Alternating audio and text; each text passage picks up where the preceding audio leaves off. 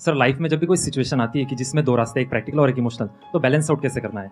Emotional और practical में हमेशा विरोध नहीं होता है, कभी कभी साथ भी चल सकता है। और सिर्फ इमोशनल कुछ नहीं होता, सिर्फ प्रैक्टिकल कुछ नहीं होता, प्रपोर्शन का डिफरेंस होता है। जब इमोशंस आपके दिमाग पर बहुत हावी हों तो फैसला करने से बचना चाहिए, स्पेशली बड़ा फैसला।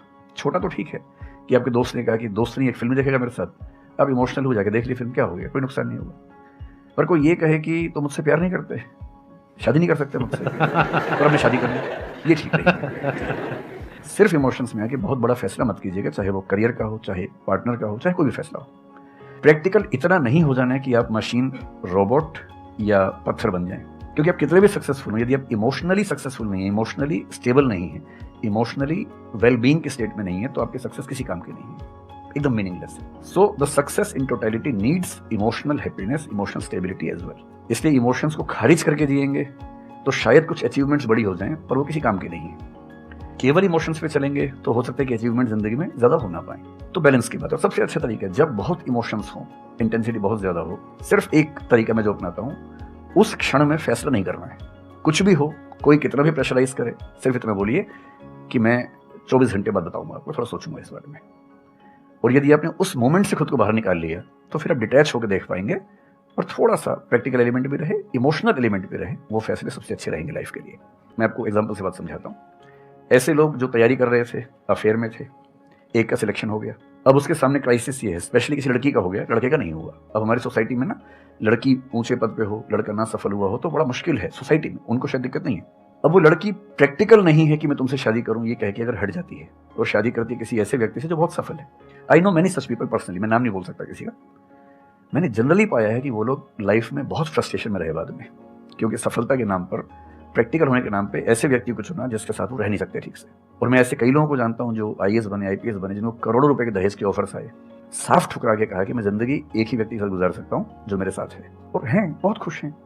अब कोई कह सकता है उनके परिवार में कि इसने प्रैक्टिकल फैसला नहीं किया, इमोशनल फैसला किया, पर अल्टीमेटली किसी चीज की वैल्यू क्या है? आपकी लाइफ बेहतर हो।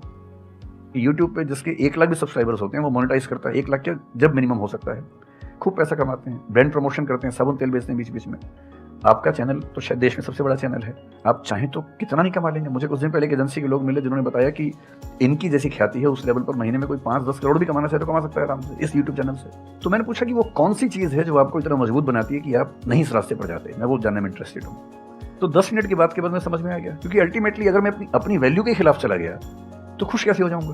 पैसा मुझे कैसे खुशी देगा जब मैं ही नहीं रहा, तो खुशी किस बात की? इसलिए इतना प्रैक्टिकल मत होना कि अपनी माँ के, पिता के, भाई बहन, दोस्त जो प्रेमी प्रेमिका है उनके इमोशंस के साथ खेलने लगो। इतना प्रैक्टिकल कभी मत होना, इतना इमोशनल मत होना कोई आपको बेवकूफ़ बना सके, बात बात पर बेवकूफ़ बनाता रहे। और बैलेंस जिंदगी जो है ना वो मध्य मार्ग में है, जिंदगी एक्सट्रीम पे नहीं है, मध्य में है। तो प्रैक्टिकल और इमोशन का बैलेंस रखिए, लाइफ बढ़िया होगी।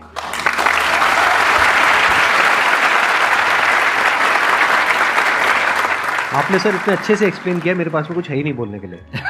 यूजुअली मेरे पास में कुछ होता है ऐड करने के लिए, लेकिन आपने पूरा ही उसका ऐसा निचोड़ निकाल दिया। आपने YouTube पे इतना बोला कि सच में नहीं बचा होगा आपके पास। 6-7 साल पहले की बात है, मेरी एक स्टूडेंट थी जो सुसाइडल टेंडेंसी की शिकार थी उस समय। उसके घर में कुछ ऐसी ट्रेजेडी, उसकी मदर की डेथ हुई थी, और एक ऐसी ट्रेजेडी जो बहुत ही रेयर किस्म की ट्रेजेडी है जो शेयर करना ठीक नहीं है यहाँ। तो वो मेरे पास आई और मुझे लगा कि आज मैं पहली बार किसी ऐसे व्यक्ति से बात करूं जो डिप्रेशन में है और सुसाइड कर सकता है अगले 1-2 दिन के अंदर अंदर। अब मैं परेशान था कि मैं कैसे मैनेज करूं, और मुझे मोटिवेशन की ऐसी जानकारी उस समय तो बिल्कुल नहीं थी, बाद में थोड़ा बहुत पढ़ा। तो मैंने उससे कहा कि अच्छा तुम घर जाओ, मैं कुछ देखता हूँ। फिर मैं घर गया, नेट पे सर्च करना शुरू किया, करते करते मुझे आपका एक वीडियो मिल गया, अनस्टॉपेबल शायद कुछ आपने एक वो बनाया था उस समय। तो मैंने वो थोड़ा सा देखा 10 मिनट का, मुझे लगा कि ये जो है ना, ये इंजेक्शन है किसी मतलब डिप्रेस्ड व्यक्ति को तुरंत मोटिवेट करने के लिए। तो मुझे ध्यान है कि मैंने उसको वीडियो का लिंक भेजा। मैंने कहा देखो, जिंदगी अपने रास्ते पे चलेगी, ठीक हो जाएगी। जब जब मूड ऐसा हो, बहुत डिप्रेसिंग हो, सुसाइडल मन करे, उस समय वीडियो देखना ध्यान से, और कम से कम उस बुरे फेज से बाहर निकल जाओगी। और फिर मैंने वो वीडियो अपने फैमिली में भी 2-3 बच्चों को भेजा जो बच्चे उस क्राइसिस में होते थे। तो मैं बहुत थैंकफुल हूँ उन सब बच्चों की जान बचाने में, क्या बात कर बड़ी भूमिका है। Thank you so much sir, it means a lot to me. ये तो आपने बहुत बड़ी बात कह दी सर, मेरे लिए बहुत बड़ी बात है ये। नहीं, कई बच्चों की जान बचाई होगी आपने जरूर। जो वो एक मोमेंट होता है, उस मोमेंट में कोई बचा ले तो लोग बच जाते हैं, वो मोमेंट क्रॉस हो जाए तो फिर चीजें बिगड़ जाती हैं।